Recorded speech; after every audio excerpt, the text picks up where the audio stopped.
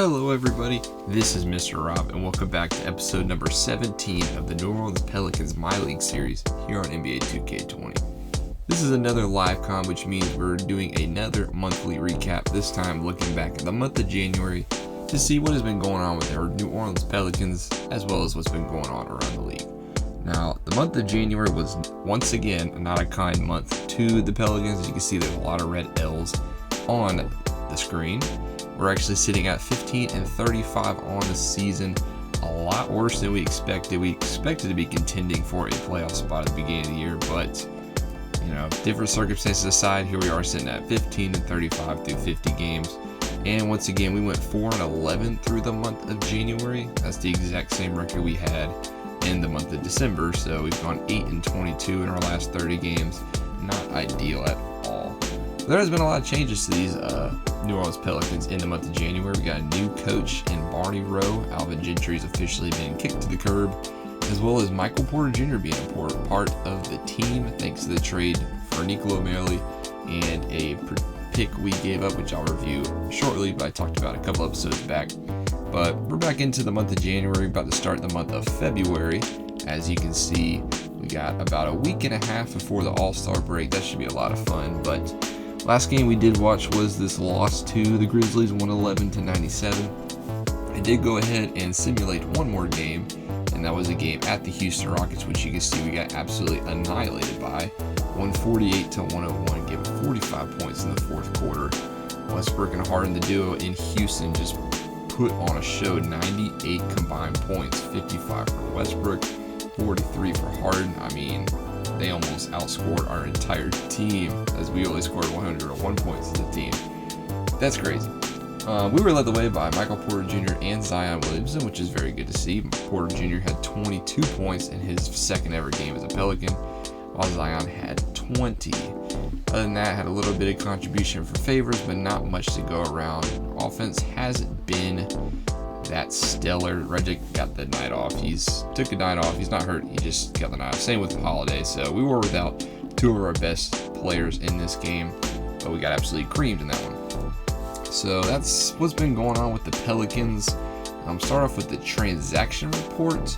Not much has happened since the trade we made. As you can see, there's the trade we made once again. We traded a 2020 first round pick that is top 10 protected, as well as Nicolo Melli to the Nuggets for Michael Porter Jr. and a 2024 unprotected first round pick, which is still a long ways out. But Michael Porter Jr. just kind of fell out in Denver. He missed a lot of time, obviously, with that back injury that plagued his college career at Missouri. And he just kind of fell out of favor of the Nuggets, wasn't getting a lot of minutes. And so we finally pulled the trigger on a trade and acquired Michael Porter Jr. But other than that, not much is happening around the league. Ball got sent back down to the G League for the Nuggets, even though he was the rookie with the most rebounds per game this season. But nonetheless, he is back in the G League. And the Knicks have sent down Frank Ntilikina. I struggle with that name, so sorry if I just completely botched that one. But has also been sent down to the G League. So that's two notable names that are down in the G League. Hopefully they can turn their careers around, especially Ball being so young. But other than that, not much has happened transaction-wise. So we'll go ahead and take a look at the rewards races. Starting off with MVP, it looks like LeBron James is leading the way in that category, almost averaging 32 points per game, 7.4 rebounds, 8.2 assists. He is the best player on the best team, and that's usually how the MVP goes in the NBA. So LeBron James leads that category. Ben Simmons behind him. That's good to see, a nice young stud put his name in the race, followed by Steph Curry, who's almost averaging an absurd 40 points per game. And then we see defending MVP award winner Antetokounmpo and former Pelican Anthony Davis rounding out the top five. Rookie of the Year, Ja Morant leads the way. Now, I always talk about Zion Williamson, who should be leading the way if he didn't miss roughly 30 games due to a injury before the season, as he's averaging over 20 points. We'll see later on. But Ja Morant does lead the way Rookie of the Year. He's deservedly so. 17.4 points per game, 4.4 rebounds, 6.6 assists. We've seen him in back-to-back episodes. Kind of hasn't been played the best against us, but he's definitely deserving of the Rookie of the Year award. And then you see DeAndre Hunter in Atlanta's had a solid season, and Jared Culver in Minnesota, followed by a couple other players, RJ Barrett down there at the bottom. Sixth man of the year, Dennis Schroeder leads the way. The Thunder guard off the bench, averaging 24.4 points per game. Solid for him. Former Atlanta Hawks. Good to see that he's still being recognized. Still a pretty solid player. Spencer Dinwiddie sits in second. We saw him a few episodes ago when he absolutely just torched us being on the Brooklyn Nets when they were out with Irving. He just led the way against us. So Dinwiddie sits at 2, followed by Dwight Howard, and then 2 Cavs players. So Nance Jr. and Sexton, I guess, are going for 6th man and 7th man for player of the year, considering they're both on the same team. Next up, defensive player of the year, Giannis leading the way. 5.4 assists, 2 blocks per game, 2 steals per game, 2 blocks per game. Andre Drummond has better steals and block stats. It looks like at the 3 spot, but obviously that's not the whole story. So Giannis leads the way in defensive player of the year. Improved player of the year looks like Terry Rozier, starting point guard now for the Hornets. Scary Terry leading the way there. Malik Monk, another Hornet, also at the 2 spot. So 2 good. That's good to see for the Hornets. They got 2 players looking at most improved, even though they're not very good this year. And that's it for the award races. We're going to go look at the season awards next, right here. A couple players of the week in the month of January. We see a lot of Bucks. Bledsoe, Antetokounmpo. LeBron got a player of the week. Players of the month, however, is Kyrie Irving of the Nets and James Harden of the Rockets. Rookies of the month, Darius Garland got it for the Cavs in the East, and then John Morant got the second of his season for the Grizzlies. And that's it for season awards. Next thing we're going to look up is we did just have the All-Star draft. I simulated the All-Star draft for the team, so I'll show you guys the team. LeBron was a captain as well as Giannis was a captain. A lot of the players you usually see, there's only one new All-Star in this lineup, and that is Zach LaVine. He's a reserve for Team Giannis. So other than that, we got a lot of repeaters. Starting lineup for LeBron, it looks like LeBron, James Harden, Kawhi Leonard, Kyrie Irving, and Andre Drummond. While for Giannis, it's Antetokounmpo, Curry, Davis, Embiid, and Simmons. So 2 Sixers on that side. Interesting that LeBron didn't draft his teammate Anthony Davis, but he did draft Chris Paul, his other buddy. Damian Lillard is also on the bench for his team, while by Kemba, Butler, LaMarcus Aldridge, Blake Griffin, and Vucevic. All the reserves for Giannis are Russell Westbrook, Paul George, Kyle Lowry, Karl-Anthony Towns, Nikola Jokic, Zach LaVine, and Marc Gasol. So that does for the All-Star games. We'll see that in a few episodes. Let's take a look at league leaders. Actually, we're going to take a look at standings first. I want to show the league standings. As this year, it's literally just been a 2-team race. The Western Conference has been absolutely dominated by the Lakers, who sit 47-2, while the Eastern Conference has been dominated by the 76ers, who sit 47-4. Both these teams have a pretty solid chance. I'm not going to say they have the best chance, but they both have a shot at beating the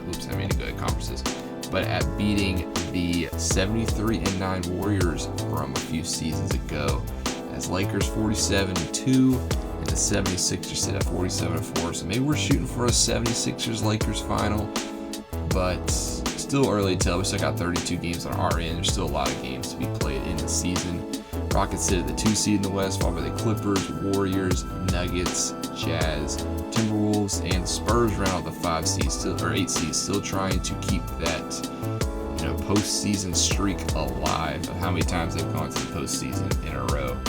In the East, it's 76ers, Pistons at the 2 seed, followed by the Magic. So that's an interesting top spot. Then we see Nets at 4, Bulls at 5, Raptors defending champs in the 6th spot, Bucks at 7. You expect them to be higher, especially better than 24 and 25. And then the Heat in the 8th spot, sitting at 21 and 28. We are nowhere close. We sit down at the bottom. We're actually in the hunt for a top 3 pick. But I think right now we had the 4th pick, as the Mavericks and the Grizzlies are worse than us in the West. And then the Wizards are just the absolute worst team in the league, sitting at 8-41 through 49 games. Now, I know they've been injury prone, but dang, that's pretty bad, 8-41. We saw Hornets with the 2, improved players, but they still sit at 16-34. Now we'll take a look at the league leaders, take a look at some stats around the league. Stephen Curry leads the league in points per game with 39.1. Antetokounmpo behind him, 34.7. Rebounds per game, Rudy Gobert, the Stifle Tower, 16.4, followed by Drummond, Jordan, and then Antetokounmpo, the highest non-center, with 13.9. Assists per game, Rajon Rondo leading the way by a full assist, 9.7. Chris Paul behind him, followed by Kyle Lowry. And then steals per game, Chris Paul leads the way again. He's always got good steals. Blocks per game, Gobert with 3.5. That's pretty solid. Now we're going to take a look at our stats, take a look at our players. We'll sort it by points per game. See Zion Williamson sitting at top, 21.3 points per game. A 19-year-old rookie. I mean, he's going to be a star in this league, so it's good to see him already averaging over 20 points per game. And it's good to actually have him in the lineup. He missed a lot of games, but he's finding his groove here and being a focal point of our offense. Second, we see Jrue Holiday, 19.6. I think that's about in line where he was last year. No, last year was at 21.2, so it has dropped a little bit. His per 36 minutes, however, has increased a little bit. His shooting percentages have been a little down, so maybe a little bit of regression considering he's about to hit age 30. But Jrue has obviously been a force in this offense, and I think we're under contract for next season as well. Let me check real quick. No, we got 2 seasons. Well, 1 season he's got a player option, but I think at age 31, hopefully he'll accept that player option. I don't think he'll regress too much by that point. But it looks like we still have Jrue Holiday for a while, which is why we're not wanting to really trade him yet. We've gotten a couple offers from a couple teams, but not wanting to dispatch with him yet. See, next on our list, Brandon Ingram averaging 14.2 points per game. Very interesting. We've been watching him all year. He is on the last year of his deal, and he is not pleased with what's been going on. But he is a restricted free agent, so we're not willing to just straight up deal him because we do have that control. And yes, he might not want to play here, but I would like to bring Brandon Ingram back, so why not? Per 36 minutes, he has gone down a little bit. His field goal percentage is still sitting at a high 48, and his three-pointer has improved a little bit. So Brandon Ingram sitting at 22 years old, still hopefully is a part of this future. JJ Redick 13.8 is next. I know I've been very hard on Redick so far this year. I feel like he hasn't shot the ball very well, but technically he is shooting better at three-point percentage this year. His other field goal percentage and free throw percentage has gone down. His points per game has gone down as well. He hasn't really started every game. So I've been looking to deal with Redick, but unfortunately there hasn't been a lot of interest from Redick. I guess because he is 35 and he is owed $13 million next year. So I guess teams are not really wanting to spend high on an aging veteran. So we might be stuck with Redick for the rest of this year, then maybe into next year. We'll see what we can do with him. But we did see in a last outing he was shooting lights out from 3 balls. So Redick still got a little bit left in the tank. Then we see our new man, Michael Porter Jr., the new kid on the block. He's averaging 11.8 points per game. Most of that has been with the Nuggets.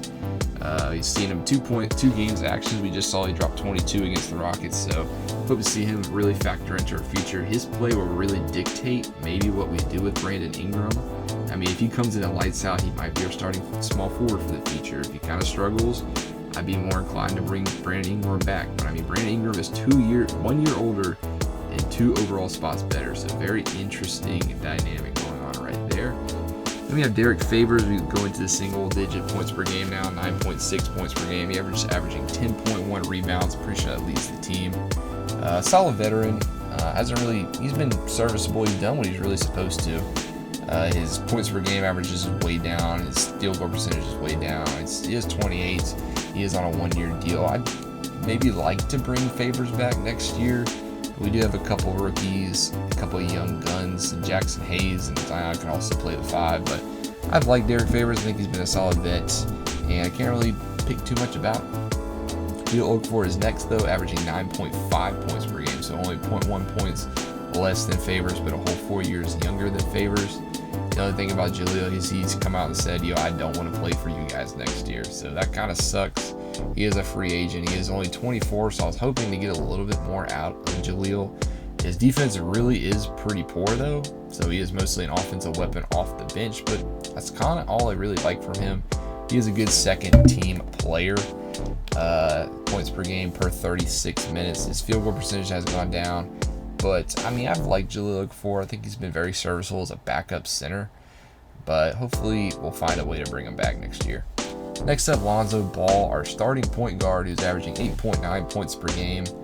I mean, I know it's his first year in New Orleans, but with this being a very guard-heavy class, especially at point guard, I think I'm wanting to move on from Lonzo the more I think about it. I like him, and he's still very young, but God, he can't shoot a jump shot, and that really sucks when he's leading the first team or he's leading the second team. I mean, his point per 36 minutes has gone down, and he's only shooting 28% now from 3-point, 39 from field goal, 45 from the free throw. I mean, the boy can't shoot. I mean, I know he's a good passer, and he is averaging 8 assists per game.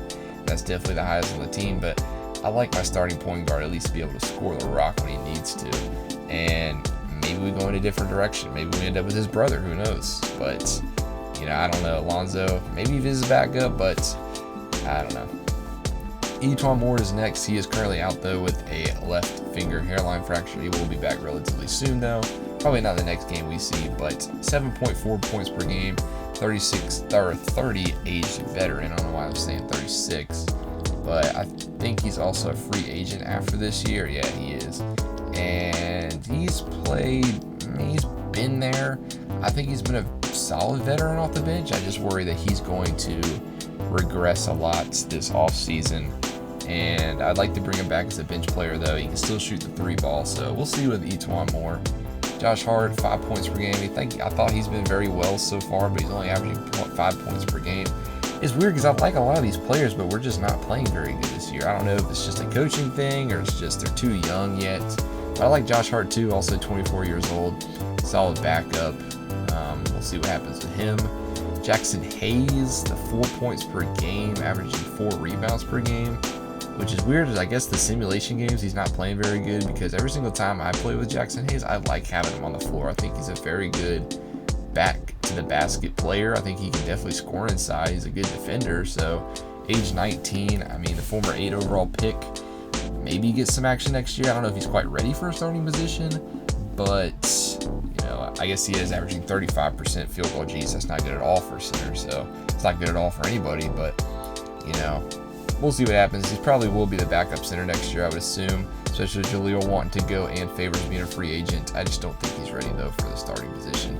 Then we have a couple of the reserves. You've seen Kenrich Williams a little bit, 2.7 points per game. Nikhil Alexander-Walker has obviously been hurt for basically all of the year. And Frank Jackson, 2.4. And then Darius Miller's been out all year. So that's our player stats. Let's see. Rebounds is led by Favors. Assists, Ball, steals, Holiday, and blocks, I would assume, Favors. Yeah. Zion, though, 1.1 blocks per game. Solid defender, too. So that's it for our player stats. We'll go look at the rookie report, though. As we can see, Zion Williamson averaging the most points for a rookie, 21.3 points per game. I mean, he has the stats to be rookie of the year. He just doesn't have the games to be rookie of the year. So maybe that'll change by the end of the year. Maybe the voters will be like, you know, he's just been so dominant that we got to give him rookie of the year. Because, I mean, he leads the league in points. Rebounds, he leads rookies in rebounds. Assists, you know, he's going to be down there on assists. He's 11th there in assists. And steals, he is 3rd in steals per game. Blocks per game, he is 4th. So, I mean, Zion Williams is all over the top. He just hasn't played enough games. Other than that, though, RJ Barrett's been the leading rookie on the Knicks. Rebounds per game, Bol. So, Zion, who hasn't played a full season, Bol was in the G League. That'll fall back to Jarrett Culver being the highest. Rebounds per game, the 6th overall pick to the Timberwolves. Assists, Ja Morant. Steals, Ja Morant. Blocks, Bol, and then Grant Williams, a 22nd overall pick by the Celtics. So a good pick by the Celtics. It looks like they just, I mean, Danny Ainge is going to draft some good players, so it looks like they might have hit it with Grant Williams as well. So he leads all rookies with blocks per game. Take a look next at the team stats. And this will be the last thing we probably look at it before we close it out. Points per game, we sit at one of the worst teams in the league, 104.9 points per game. Sixers and Lakers sit at the best of the 124, whole 4 points basically above the next highest. Points allowed per game, Lakers and 76ers lead again, so just the top 2 teams in the league. We sit at, I know these are backwards, so we would be the roughly 19th best team in points allowed per game, so not very good. Point differential, we are really bad at this, I know.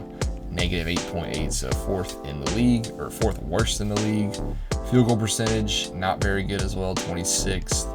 3-point percentage, horrible as well at 28, so just not very good shooting the ball.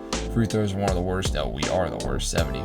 Lakers, though, 70 as well, but I guess they're just not needing to shoot as many free throws. Well, they're shooting more free throws, but that's interesting. They're one of the worst free throw shooting teams in the league, and they're the best team in the league. So, a lot of the bottom categories, rebounds per game, we sit at, 17. So, overall, that's mostly where we sit. Our next game will be against the Bucks, though, but that will not be the next episode. Next episode will be another scouting episode as we take a look at some more prospects before the draft. But then we'll play a game home against the Bucks, and then we'll play the All-Star break. So it'll be hopefully move along here in February, as I don't know how many games I will play in February, but want to get through this season and on to some more. But thank you guys so much for watching this. I hope you guys enjoyed the January recap. Leave a like down below. Also subscribe if you haven't to the channel already. I don't know why you haven't. I mean, this is the best 2K franchise, MyLeague, on YouTube. But I digress. I'm just kidding. But thank you guys so much for watching. I hope you guys have a good rest of your week. And I'll see you guys in the next episode. This is Mr. Roberts, and class has been dismissed.